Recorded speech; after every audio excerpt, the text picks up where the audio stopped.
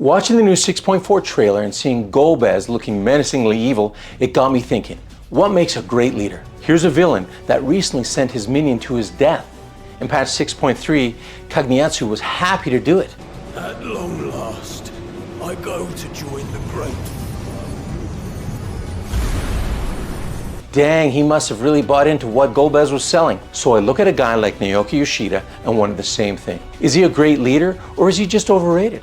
A hero or a villain followed by rabid fanboys. I once worked on a house that was 24,000 square feet. I did some woodwork in there for over 4 months. The place had everything, from a huge indoor pool to a theater, a massive gym, servants' quarters, and a shower that you could drown in standing up. This place even had a sports memorabilia room that everything in there was signed from anyone you can think of. And not just signed, but personalized. Not just, "Thanks, Michael Jordan." But "Thanks for the great weekend in Vegas, Jim. Let's do that again, Michael Jordan." And the builder who ran the project worked like a machine to make him happy. Now, I've also worked on other jobs like a 1,000 square foot apartment that dragged out for almost a year. The difference? Leadership. Pure and simple. When the leader has a clear vision, clear mandate, and when the leader knows how to work with people and how to get people to work together, there's nothing they can't accomplish. And the accomplishments of Final Fantasy XIV have truly been a marvel.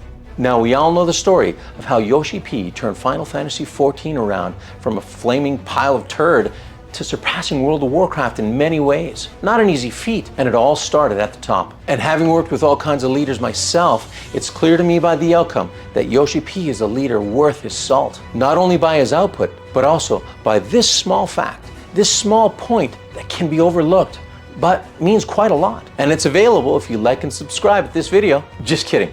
It's the fact that people that surround Yoshi P, the other producers, musicians, and other leaders, are still, for the most part, by his side. When you're just focused on money and your own status, it eventually shows and the quality fades. People leave and projects fail. But when you love something, you're passionate about its success and you want to see it get better. That's attractive and people are drawn to want to be a part of it, even if it's just a game or a multi-million-dollar house that isn't yours. Now, for most projects, you're going to have turnarounds. But for the most part, the core leadership has remained pretty consistent, creating a stable environment. The main development team has had more changes, but those changes can be attributed to more to hiring on as an as-needed basis, lateral movement from one game development to another in Square Enix, and simply the comings and goings of lower staff. Yet, here are a few notable people that have been with Yoshi P since A Realm Reborn, and you're welcome for butchering their names.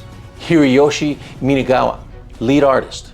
Masayoshi Soken, sound director. Toshio Morauchi, global community producer. And of course, Michael Koji Fox. People as talented as they are in their fields don't stay this long because of the money. They stay because of the environment created by their boss. Loyalty and commitment become more important. And when it gets to be this long, it starts turning into family. Now, I've also worked on large projects, like kitchen installations for 150-unit apartment buildings that went through 3 different management companies. And it was a disaster. And it always came down to the same thing: poor leadership. This is why Yoshi P has been able to keep this ship moving forward and his team together. Yoshi P has been running this game for over a decade now. And can you think of a single major scandal? Has he ever had something so outrageous that it affected the game? Does he often say things that make people cringe? The only news you ever hear about Yoshi P is in regards to the game and to the positive things he does for the community. And with the amount of interviews he does, you'd think that he'd have a few faux pas by now. His worst offense that people jumped on him for, that I could think of,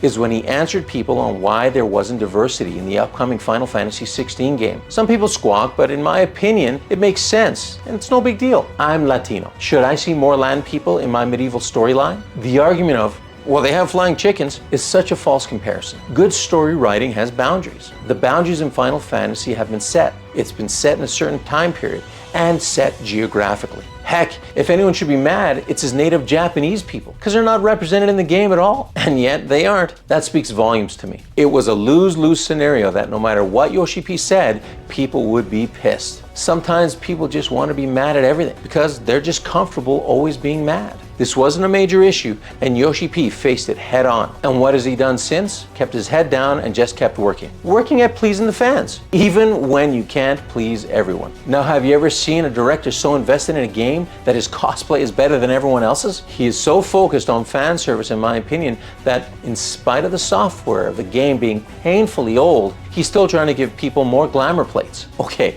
There's still work to be done, but no one can accuse him of not caring or not trying. From his main character being a Lalafell, to his interactions with chat during live letters, to even being seen in random people's raid parties, he's quite involved with the community, keeping himself grounded and not leading from an ivory tower. He could focus on sales numbers and only push for people to keep their monthly subs, even when they're feeling done, but that's not him.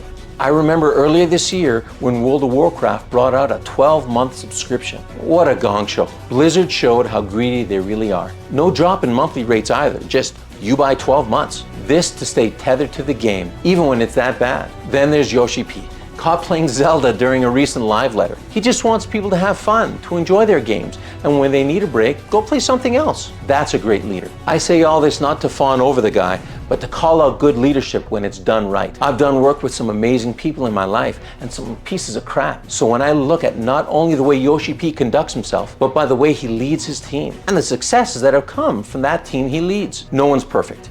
And I'm sure there are some previous employees of Yoshi P who would gladly tell their horror stories anonymously. But the truth is, everyone that makes a difference, everyone that's gotten off the fence and did something, everyone that's taken a risk and stepped out will have haters. Haters gonna hate. Haters because of haters. But for the most part, Yoshi P has changed the landscape of gaming for the better. And when it comes to game directors, I would say he's the GOAT, a hero worth following. But that's what I think. Tell me what you think.